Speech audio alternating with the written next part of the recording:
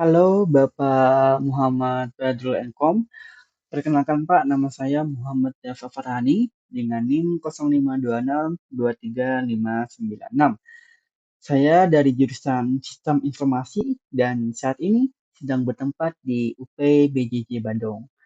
Halo Bapak, Bapak gimana kabarnya? Sehat? Ya, semoga dimanapun Bapak berada, Bapak senantiasa diberi kesehatan dan kesejahteraan selalu ya. Amin. Nah, sampailah kita di tugas ketiga, Pak. Tidak terasa, tugas terakhir dalam semester ini. Ya, di sini kita akan kembali mengerjakan tugas ketiga dari mata kuliah pemrograman berbasis web. Sebenarnya untuk tugasnya itu tidak jauh berbeda dengan tugas kedua.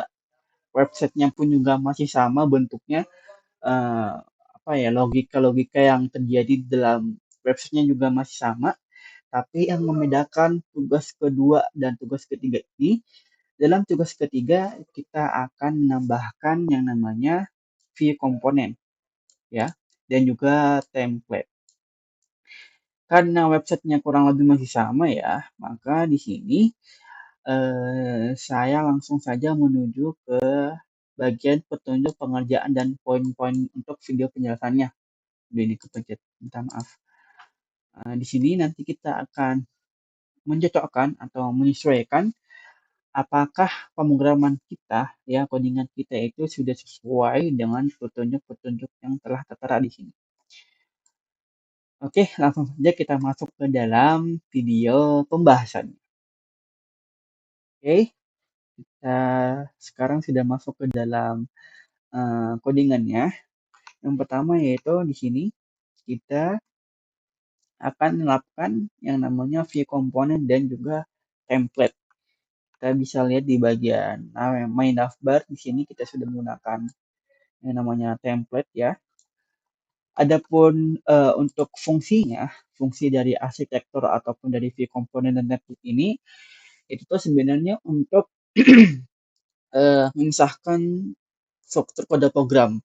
Mana nanti yang buat halaman utama, mana nanti yang buat scriptnya atau logikanya, dan mana lagi yang untuk apa namanya stylenya gitu loh. Poin selanjutnya yaitu data binding dan directive, array dan filter. Ya, di sini kita bisa memakai ini. Kita akan coba cari yang vhtml karena kita memakai itu. vhtml. Nah, di sini kita memakai ini vhtml-nya. Kemudian vbind atau vmodel.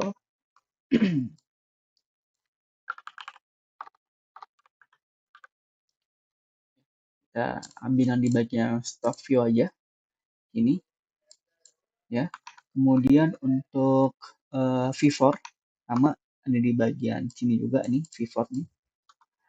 Adapun untuk fungsi-fungsinya ya, untuk yang tadi yang vhtml ini itu berfungsi untuk merefleksikan ya data atau ya data-data yang ada di file JavaScript kita ke dalam elemen HTML kita secara dinamis. Adapun yang vModel ini itu apa ya? Bisa dibilang sebagai two-way data binding yang mana dia berfungsi untuk menghubungkan data dari input pengguna atau form atau user itu ke dalam program kita secara timbal balik dan apa namanya real time gitu, secara langsung. Adapun yang untuk V4 ini itu berfungsi untuk apa? Merubah data yang tadinya data itu dalam bentuknya array ya menjadi tabel atau list ke dalam layar kita secara otomatis nanti. Kemudian untuk poin selanjutnya yaitu penggunaan kondisional ya, VIF ya seperti biasalah. VIF kita pakai di sini, kita cari VIF di sini dia untuk berfungsi apa ya, sebagai pemilihan paket gitu loh. Kan di dalam bahan ajar yang telah Bapak sediakan juga yaitu di file JS-nya. Itu kan ada dua paket ya, ada dua paket. Kita bisa lihat di sini yaitu data ban aja. Nah ini ada yang pakai IPS dan ada yang pakai IPA dasar. Nanti fungsinya akan memilah berdasarkan pilihan yang kita input nanti. Kalau misalkan kita memilih paket IPS dasar, maka dia akan langsung tergenerate isinya yaitu ini, kemudian harganya juga ini. Atau nanti jika kita inputkan IPA dasar, ya maka dia akan menghasilkan data ini dengan harga sekian gitu. Kemudian untuk selanjutnya itu menggunakan properti baik itu compute ataupun method. Cari lagi di sini, ambil lagi di bagian stock view. Nah ini, adapun untuk compute ini fungsinya untuk memanipulasi atau ya mengubah data, baik itu data teks kita ataupun data array kita gitu. Selanjutnya itu watcher. Watcher ini itu fungsinya apa ya, untuk memantau perubahan suatu data secara spesifik gitu loh. Kita coba cari di sini watch kita. Nah di sini kita menggunakan watch untuk memantau update harga. Ya nanti kita akan coba ya, maksudnya jika nanti harga buku kita yang telah kita inputkan itu berubah dari sekian dan ke sekian, ya itu langsung terpantau gitu, langsung diketahui. Kemudian selanjutnya yaitu formulir input dan validasi info sederhana serta penggunaan event handler. Ini bisa kita lihat paling gampangnya di bagian login tentunya. Mana login? Nah, sini ya untuk menginputkan email ataupun password ya. Kemudian nanti misalkan email dan password kita telah kita masukkan, dia akan memvalidasi apakah sudah benar, sudah sesuai ataupun belum. Jika nanti sudah benar, maka dia akan memunculkan pop up box ya. Kalau misalkan loginnya kita berhasil, ataupun nanti jika username atau password yang kita masukkan itu salah, maka dia akan memunculkan pesan error yang akan menyuruh kita untuk menginputkan kembali email ataupun password yang salah tadi itu. Adapun untuk contoh dari event handlernya, event handlernya itu ya kurang lebih ini, yang mana event handler ini itu berfungsi untuk menangkap interaksi dari perangkat keras yang digunakan oleh pengguna, baik itu melalui mouse ataupun melalui keyboard. Kemudian yang poin selanjutnya itu 1,7 ini kreativitas yang segala macam ini kita nggak usah bahas lah ya. Kita akan coba langsung untuk membuka websitenya. Yang sini yang bikin beda cara membuka websitenya nih. Kalau kemarin kan kita bisa langsung ya melalui uh, extension live live server ya kalau nggak salah itu. Di sini kita untuk membuka websitenya kita jalankan terminal dulu. Ini kita klik npm install. Maaf ya kalau sebelumnya suara saya serak, soalnya memang kondisi saya lagi kurang fit. Saya jalankan, ini dia akan audit sebentar. Nah, bila sudah berhasil seperti ini, kita jalankan lagi fungsi npm undev. Maka dia akan memberikan kita localhost.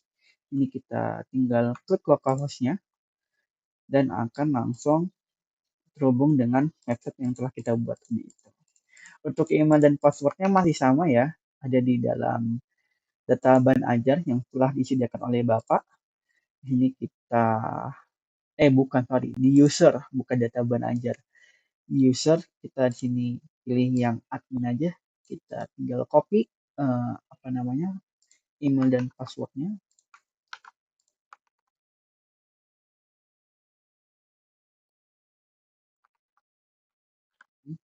Kalau misalkan kita tambahkan 4 di sini, maka dia akan memvalidasi bahwa loginnya kita gagal.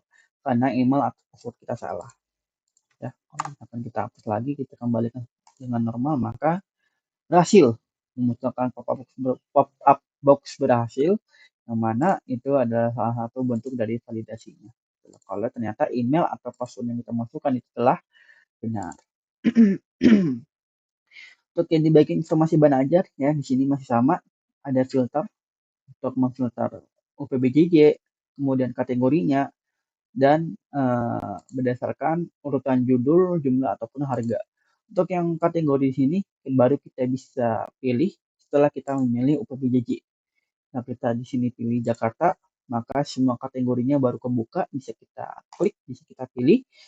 Dan ternyata untuk UPBJJ Jakarta yang tersedia bukunya atau bahan ajarnya itu cuma untuk yang mata kuliah wajib doang. Gitu. Ini untuk urutkan berdasarkan misal harga, maka dia akan mengurutkan harga dari yang termurah sampai yang termahal. Kemudian kita bisa refresh di sini filternya kembali normal. Di sini kita juga bisa menggunakan filter untuk menampilkan stok yang kosong ataupun yang sudah menipis. Ingat ya, untuk statusnya yaitu batas amannya adalah 10. Misalkan jumlahnya itu lebih dari 10, maka statusnya akan aman. Ataupun bila jumlahnya itu kurang dari 10, maka dia statusnya akan berubah menjadi menipis. Walaupun jumlahnya itu 0, maka statusnya akan berubah jadi kosong gitu. Kemudian di sini kita bisa tambahkan bahan ajar juga, misalkan kodenya bebas lah ya, misal contoh misal itu, kemudian judulnya Islam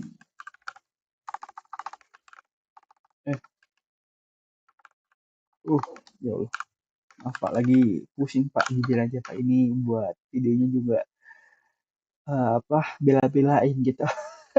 Karena memang kondisi lagi kurang memungkinkan Islam.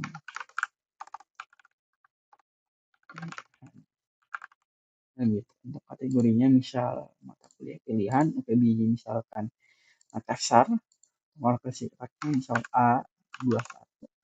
Untuk harganya 65.000. Penjualannya misal karena batasnya aman tadi 10, kita coba masukkan 10. Untuk catatannya kita masukin apa ya? Sangat disarankan untuk ditulis kita misalnya.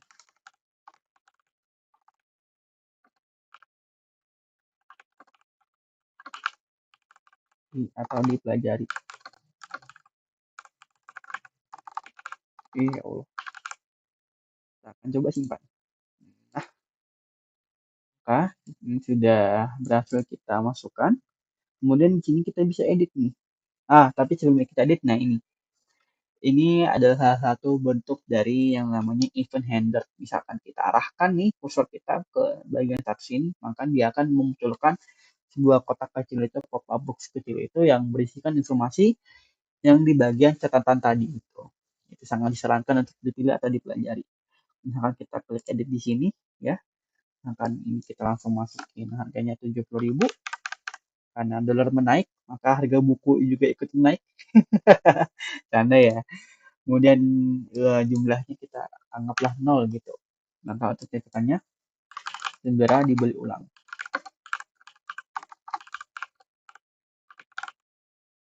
Perubahannya ini.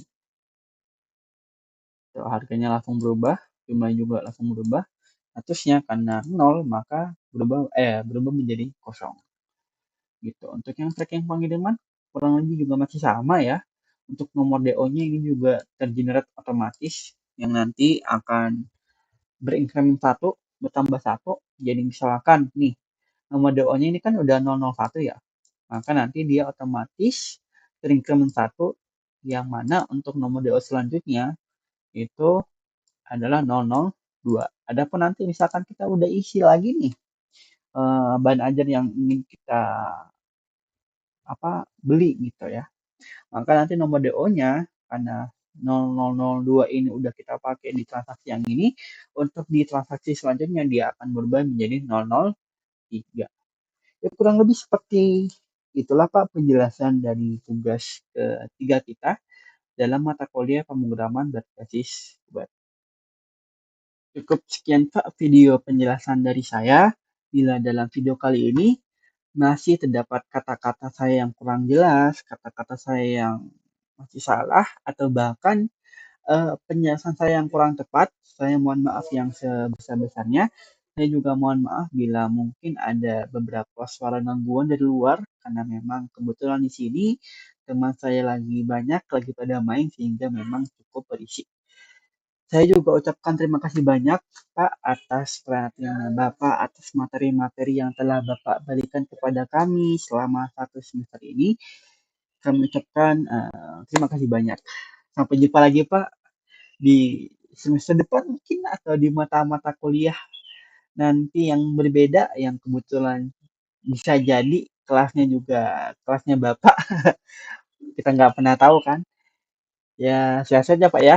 Semoga Bapak eh, bisa diberikan kesehatan, kesejahteraan selalu. Sampai jumpa lagi Pak. Dadah.